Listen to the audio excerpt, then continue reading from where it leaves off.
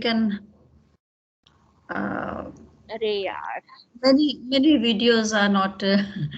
Many videos you have not switched on. Please switch on the videos. And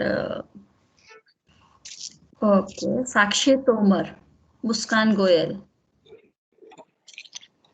And I would like to repeat some of the slides of yesterday so that who were not present yesterday can also have Vasim. introduction 1 minute. of yesterday's. We have begun with the new unit, Look Back in Anger, right? And the writer is John Osborne, and he is writing in 20th century. And this is the new. Some of you would had asked me difference between realistic play, naturalistic play, and then yesterday I introduced a new term which was called uh, kitchen sink drama. This phrase, okay. So, what is realistic play? How is naturalistic play different from realist play? And what is kitchen sink drama? This is what we had discussed yesterday, and we would be repeating this in the process. Okay. The first thing that I told was that this play, Look Back in Anger, was published in year 1956. Got it. And then basically I introduced the characters in the play. Who are the major characters in the play? And uh, the thing that I would like to tell today about the theme is that it's a love triangle. Okay, the period when the play was written, the world had seen two world wars. World War One was over, then the period in between the two world wars, and then came the Second World War. So these two world wars were fought so in such a such a little gap between these two wars. The countries had not recovered from the First World War, then the Second World War it had to go through. Just imagine that the world is such a peaceful place at present because the war ended somewhere in 1940s, right? And today it's 2 decades of 21st century have also passed. 2 decades of 21st century. So it's almost 80 years, right? So, and the span between these two world wars was not more than 2 decades. World was just settling with the effects of the First World War, that the Second World War was fought, and after the Second World War, the whole world order was changed. Britain, which was leading the world before the Second World War, it had expanded and over half of the globe, it is a British Empire that was ruling. Right now it was seeing bad times, the struggles there. Okay, and the new nations had emerged, and with these new nations, many of the countries which were former colonies of the British Empire, and not only British, even Dutch were there, and Portuguese were there in India. With reference to India, you see, and then there were so many other countries also, Caribbean island, they all were affected by this colonization process. Okay, and many of the countries now they were gaining independence, so they were just trying to stand on their own feet, while these were the wounded countries. British Empire, it was now England, right? So now in England there were some civil wars also, because the civilians of the country, they were not satisfied with the establishment. With the establishment means with the government there, with the monarchy there, with the queen and with the parliament. They were not satisfied with the decisions, because as they were taking decisions to go for the war, it was the country, it was the common man, it was the civilians who were suffering. The unemployment, okay, the rising prices of all the commodities, daily needs. Okay. So basically the country was suffering, it was going through civil wars, they were protesting, there was exploitation, there was struggle, and so the new age people, the youth of the country who were just passed out from the universities, not getting jobs, not getting the life, not their beliefs were in conflict with the beliefs of the establishment.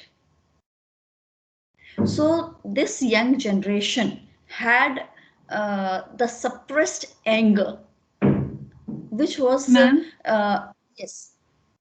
ma'am, what do you mean by their beliefs being in conflict with the beliefs of the institution or Yes, establishment wanted war. establishment? Yeah, establishment, by establishment I mean government, the decision taking bodies, the monarchy, the queen, they wanted war. They wanted that their name should be, they were fighting for their names basically, right? And what did common men want? Common man wants bread, butter, job, right? Government not taking care of the young generation. They don't have to, they do not have beliefs in the religious beliefs as the elder generation has. They are not bothered about it. They want their own career. Okay, so John Osborne has just passed out from the university. He is married. He is a failed writer. His plays are not being staged. He is not earning money. He has married, but his marriage is on rocks.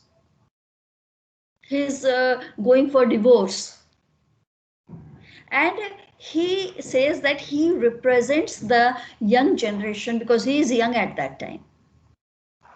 So through his play, he is representing the younger generation. And hence the anger that is in his mind. The name of the play is also Looking Back in Anger. Right. So when these university people, they came out and they didn't find the means of living, so they wanted to rebel, and that those feelings of protest, rebel, anger, that is in their mind. So the term that emerged for these young men, representing these young men, was angry young man. And that is why I told you that in when Amitabh Bachchan came into the movies, and initially he came as a comic hero or family man, or just simple roles he was playing, but he was not hit. Okay, he became a hit Bollywood star only when he emerged in his image of angry young man against establishment. You see all the movies of Amitabh Bachchan when he is hit, Mukadda Ka Sikandar, and all. I just remember this movie only, and there are so many movies of Amitabh Bachchan where everywhere he is protesting against the establishment, against the society, norms of the society. He doesn't accept that. So that image, the rebellious image, protesting image of the hero. Okay, so that kind of protest is shown here, but the difference is there. I just mentioned Amitabh Bachchan because it is easy for us to relate with the Bollywood heroes, but here you see he is an anti-hero.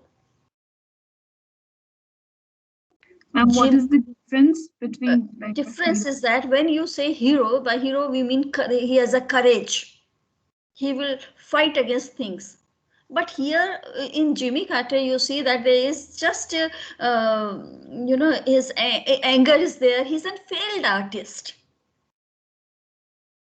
Jimmy Carter, he's educated, but he is a sweet owner. Sorry, he is not failed artist that we called for when we were talking about John Osborne and his early plays. But here, the hero of the play is a sweet seller. So nothing of a charm there, right?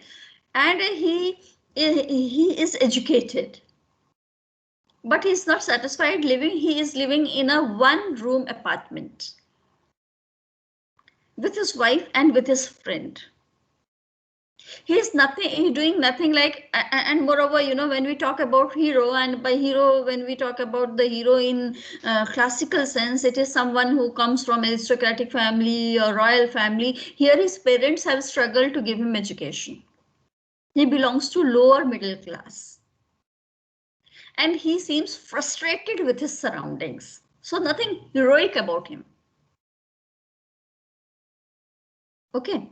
So nothing heroic about him. So this is what, let me present the slides also again, because so many of you were not present, and those who were present, for them, they can have a quick recap of what we did yesterday. Right. So here is the 1956, as I said, it came on the stage. John Osborne himself was called Angry Young Man. And it was a kind of a movement, but we do not call it movement because it was not organized.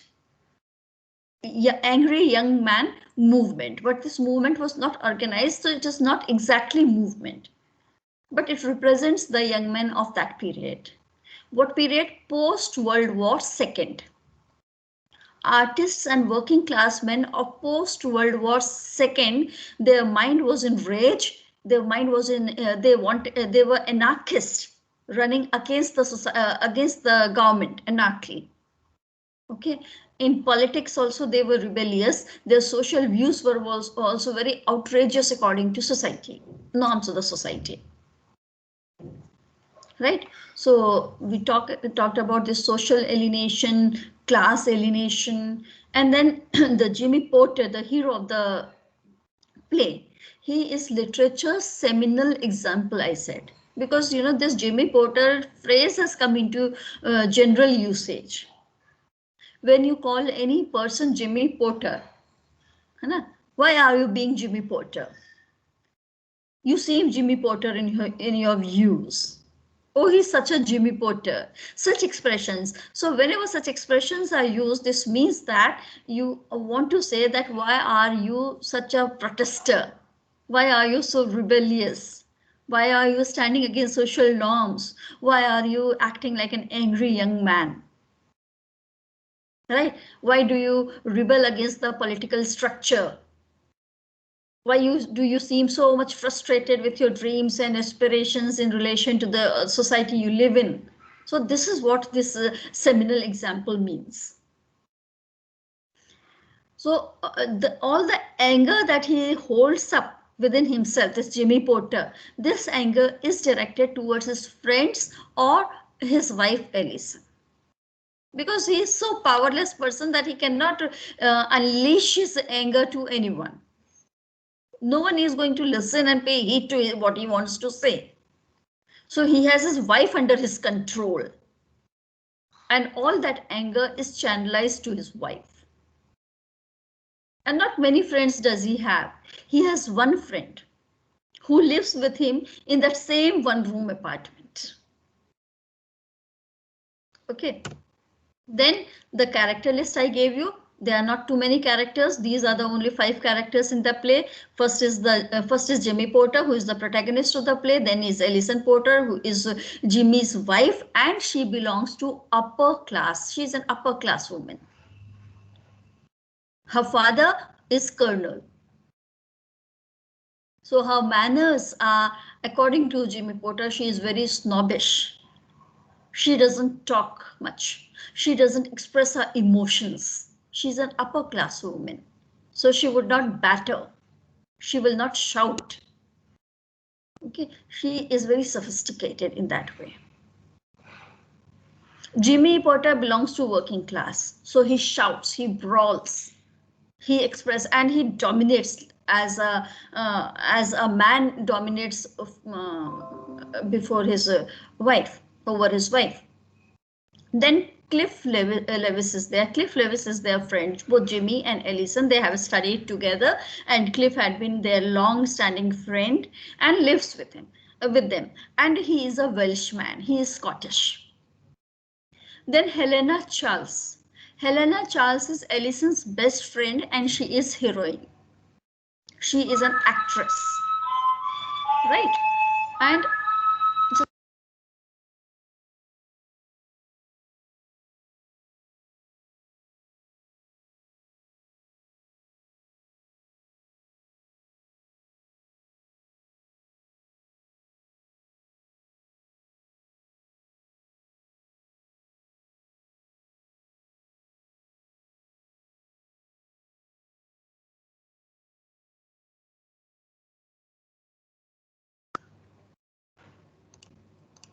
Yes.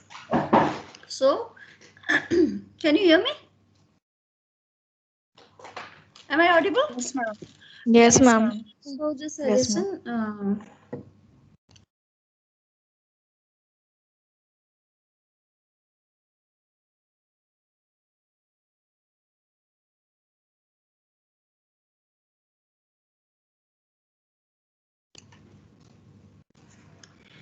Yeah.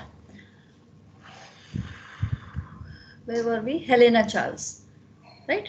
Helena Charles is here. Just wait.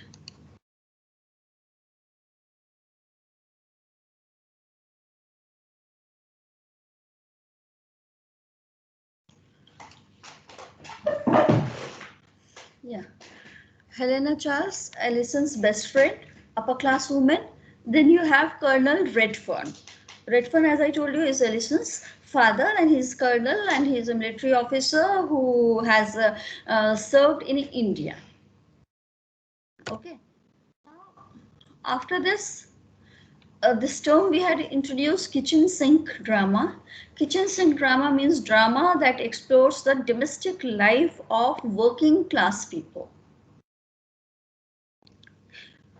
Naturalistic drama may explore the realistic life of upper class people. As in Doll's House, we saw Ibsen's drama Doll's House, where this Nora and Helmer, they belong to upper class family. That's the difference. Here, this is the working class people. Drama, realism drama, realistic drama, it was in early 20th century. George Bernard Shaw, he wrote realistic drama. Again, he explored the upper class people. Right? Kitchen sink drama is lower middle class people. Their psychology, how their minds work, this is explored there. Okay, so now according to many critics, by the mid 20th century, the genre of realism has become tired and unimaginative because they are representing as it is, so they don't imagine. That means they do not pay attention to the artistic qualities in the drama. The subject matter is given more importance. How it is displayed is not given more importance. Okay, so Osborne's play returned imagination to the realistic genre by capturing the anger and immediacy of the post-war youth culture and the alienation that resulted in the British working class.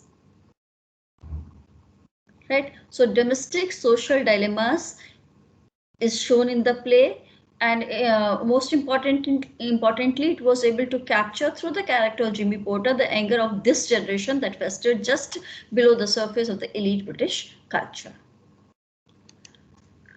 Then these were Ma'am, the few, yes. ma'am, if you don't mind me asking, ma'am, what is this alienation they are speaking of? What you explained earlier that the See, youth wanted something else. alienation is when you do No, ma'am. not belong to group. No, ma'am, that I understand, but why the alienation of working class only? Because there were other classes also, right? The upper class and the low. Yes, but this kind of drama focuses on the alienation of working class. Kitchen sink drama. Okay, okay, Kitchen okay. sink drama will talk about how the working class is alienated from the mainstream. By here mainstream they mean elite culture, because establishment belongs to elite culture and their policies are for the benefit of the elite culture.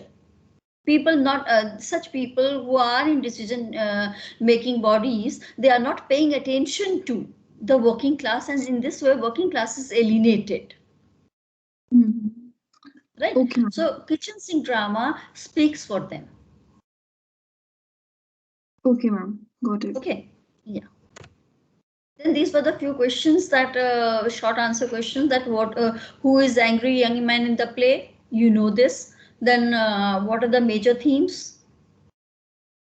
loss of childhood, living a real life. What is love? That is also very important here in this play. Then the autobiographical, is the play autobiographical? Yes, it is autobiographical because Osborne himself was dealing with the divorce and proceedings of his in his life at that time, right? First wife. Then Colonel Redfern. What does Colonel Redfern represent in the play? He represents the elite class. Right, he has served in India as a military leader. Now he has returned. He's getting respect from the society, and so he is high class person. And his daughter is Ellison, who is married to the working class. Moral compass: what is good, what is not good, what is right, what is not right. From where do you judge? It is from the character of Helena. As we will go through the play, then you will come to know why Helena Charles is the moral compass. She is directing towards what is right, what is wrong. Helena Charles is an actress and a friend of Ellison. What is modern chivalry? Chivalry is a man's attitude towards women, his manners towards women. Okay, so Western idea of chivalry is that the knights, they were very chivalrous. You know, they're protecting women, damsels in distress, and taking adventures, fighting, and this was riding in horse.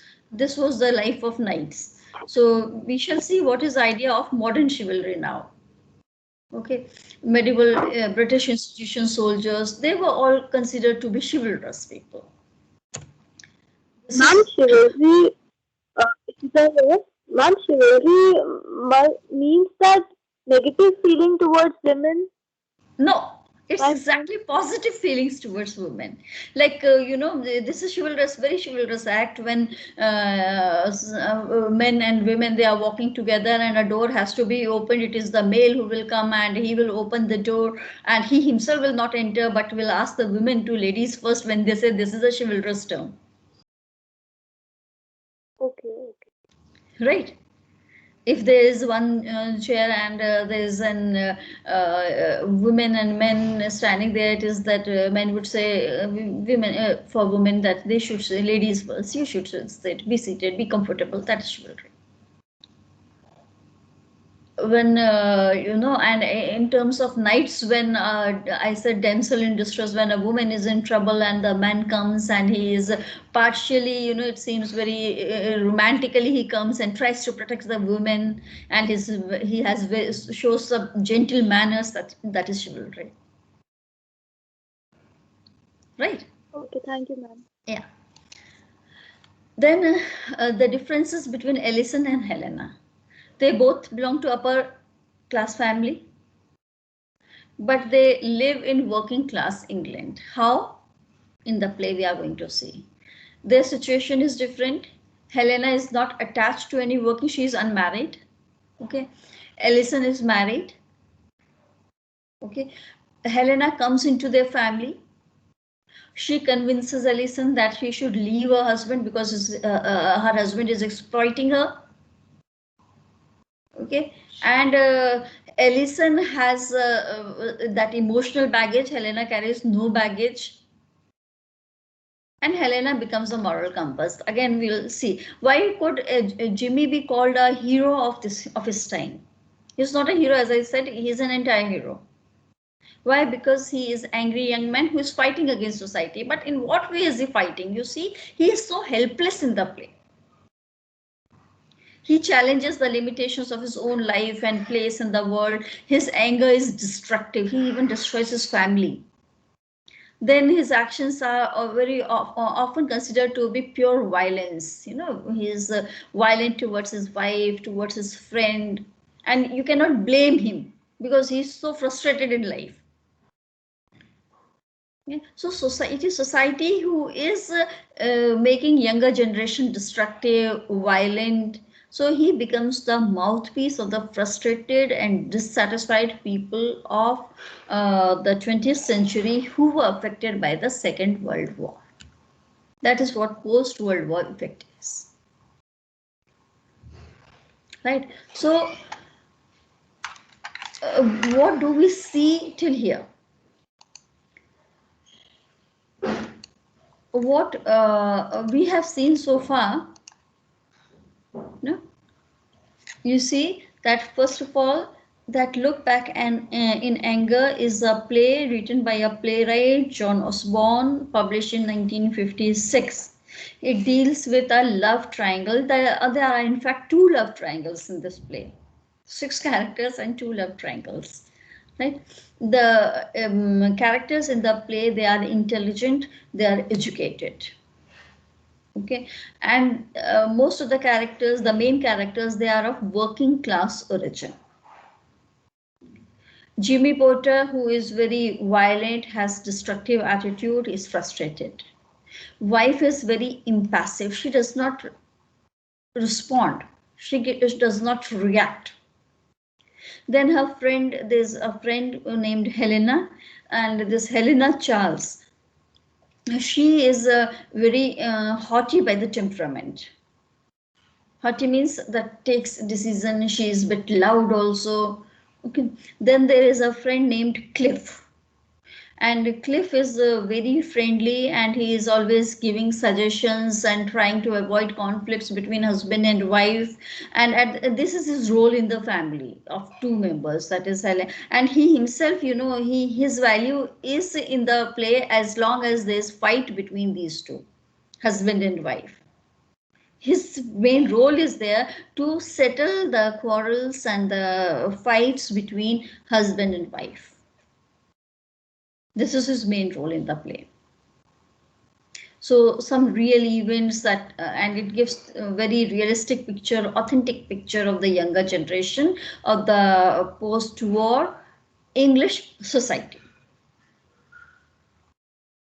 Okay, the construction, you see, it's a 3-act play, and it is very tight. And these people, they are very intelligent, so they are discussing all the social issues, family issues, national issues. Ellison is always found to be suffering in the play. Jimmy, the hero, seems to be very immature in dealing with the women. He doesn't know how to deal with the women. In fact, all these women in his life, they are like mother surrogates. He expects that they should take care of him just like the mother does to the son. Right? So this you find in the play. So then, as I said, that the hero is an anti-hero. Okay, and he is an angry young man. At the same, he's anti because he is too feeble, too soft, not like an angry young man who can just take decisions. And he is alienated. And why he's so angry? This anger is not just because of the present circumstances, but the roots of the anger, you see, lie in the past.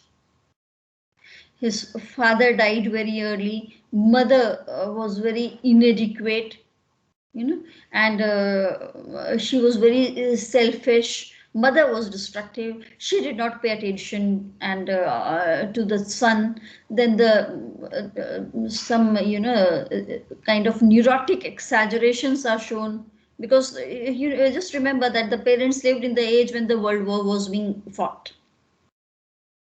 So the family itself is disturbed. So all the childhood trauma, by childhood trauma I mean that father's death, mother not caring.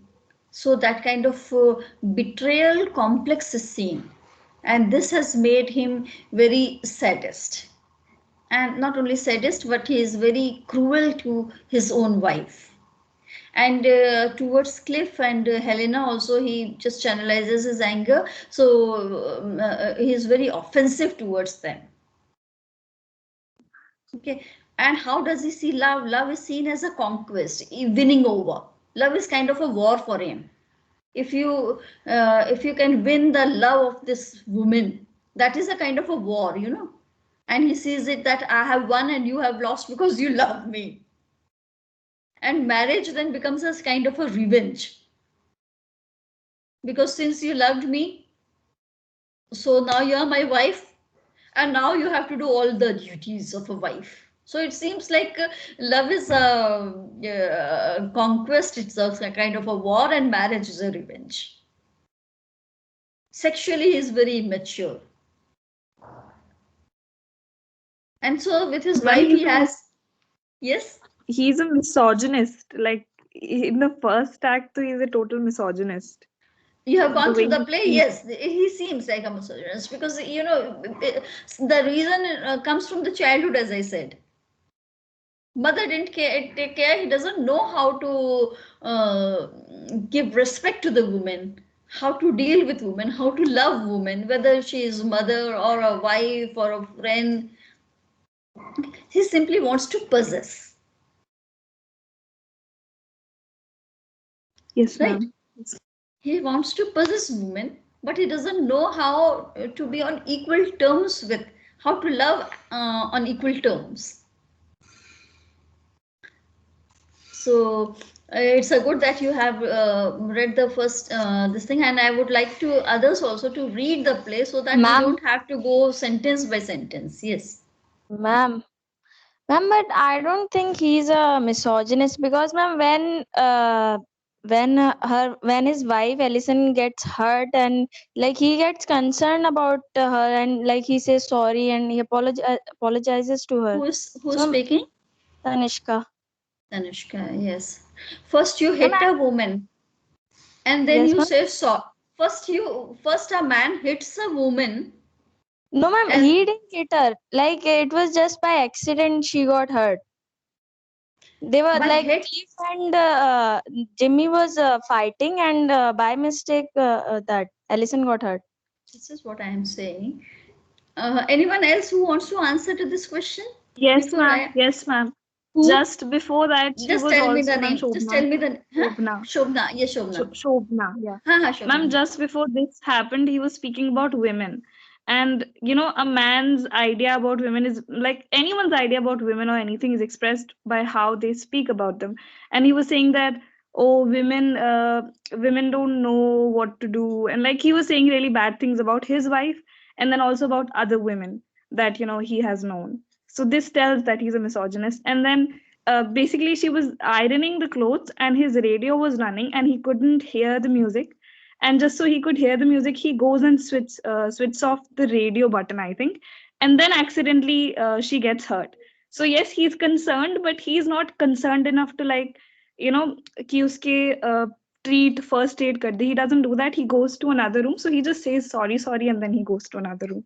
So I think not maybe a total misogynist, but yeah, he doesn't know how to respect women and He he He doesn't know doesn't how doesn't. love his to This is love what I women. am love. saying. He doesn't know how to respond to women, how to treat women, and for him,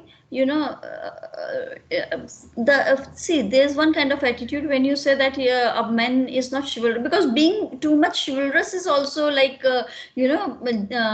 caring for gender discrimination. When it's equal, Yes, then it's equal. I was going to ask, do feminists approve of chivalry? Because then No, chivalry, never. They do not. chivalry They do puts women not. in this whole victim sort of scenario that women Yeah, are. a victim or something, like you are weak, so we are caring for you. We are your protector.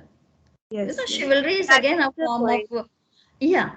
So basically, it's when you talk about feminism, it's for equal rights. That means if you are human, we are also human, and if you are powerful, we too have our own powers. So that is what feminists they claim, right? But in the play, what is happening, that woman is always in victim position. If you go further in the play, has anyone gone to act 3? Yes, No. ma'am. Act 3 begins with the same scenario as act 1. In act Yes, 1, ma'am. It is a act 1 begins, repetition of that. yes, act 1 begins Ellison with and Helen Ellison ironing the clothes of Ellison is ironing clothes. yes, ma'am. And act 3 begins with who's ironing the clothes? Helena is ironing. Helena. Same. So women is always kept in this position. Okay. The thing is repeated. So basically, what we see Ellison as, we see Ellison as victim of Jimmy. We know that these two people both are educated, and Ellison seems to be stronger of the two because she understands the things. Jimmy doesn't understand. Ma'am, She he's has, frustrated. He, yeah, yeah, sorry, ma'am. his He's frustration, frustrated. his anger has blinded him. And Ellison gets the courage also, though it's Helena who is encouraging, but she has the courage to leave her family. And before that, you can say that she has the courage to marry Jimmy, first of all, against her parents' wishes. She marries Jimmy against her parents' wishes. So that is the courage, and she rebels at home. That means she has that courage. But and she does not accept his ideas also. She accepts the ideas of Jimmy. That means she maintains her individuality. Okay, and when she is pregnant, she refuses that she will go according to as Jimmy. She's not going to dance on the tune of played by Jimmy. She refuses that. She's not going to follow Jimmy anymore. Now she is going to be a mother. She leaves Jimmy at that stage during pregnancy. But then as you go further in the play, the child, there's a miscarriage and the child dies, and then she comes back again. Okay, and she knows that She, the pain that she cannot get another child. Yes. ma'am, no, the question is not related to this. It is related to the Nora play Doll's House. Ma'am, do Yeah. you think Nora should have taken her children with her when she left at the end? Because someone in the class said when we had the last class, and I don't agree with it, because if she had taken her children, then how would she have focused on herself? And then again, she herself said that uh, Torval treats her like a doll and she treats her children like a doll. So there was not really a motherly sort of situation with her and her children, so it would not have been See, any better.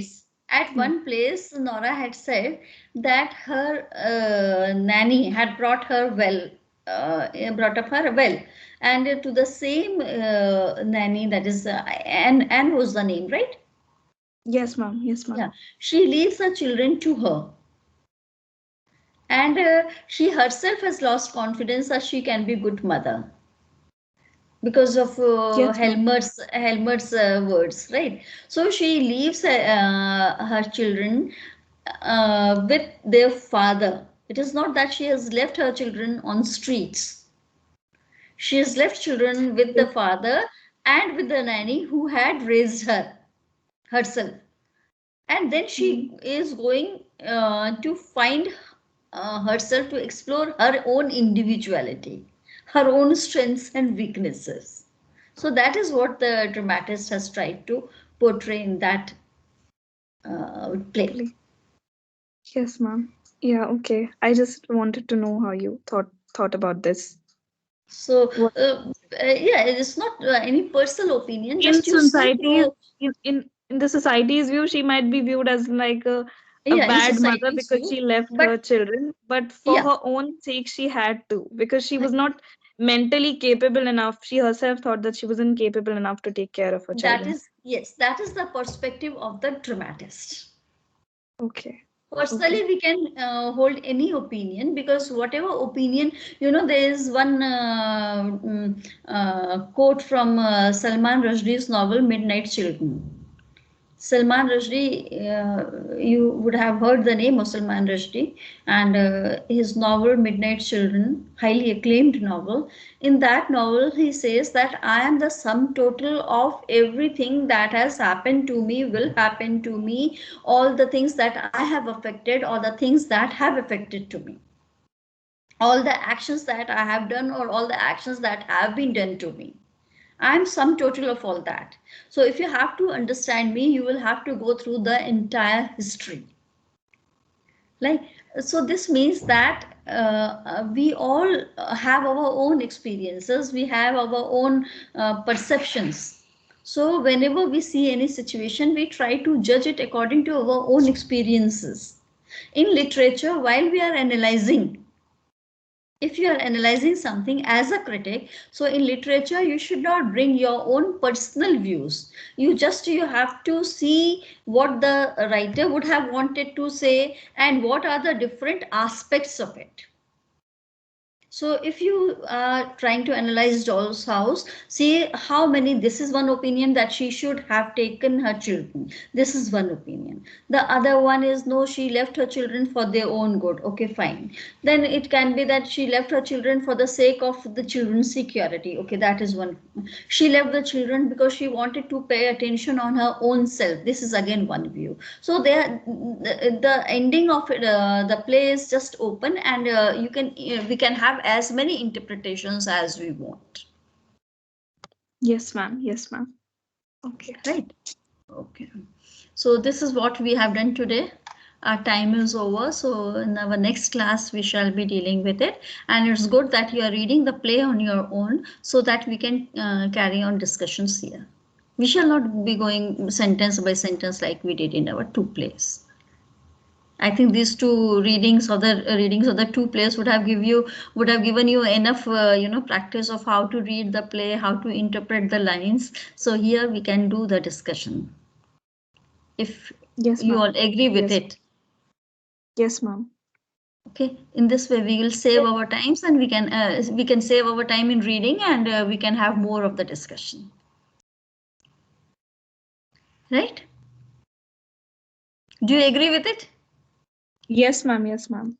Unless, of Okay. course, someone wants the reading, but I agree with If it. or you can post your views on your WhatsApp group that if do you want the full reading, or we can just discuss as we are. Then we'll see who, it could be a kind of a voting, and if many people are saying that we should read line by sentence, okay, then we will do that also. No problem with that. Okay? Okay. Thank you, ma'am. Okay, most welcome.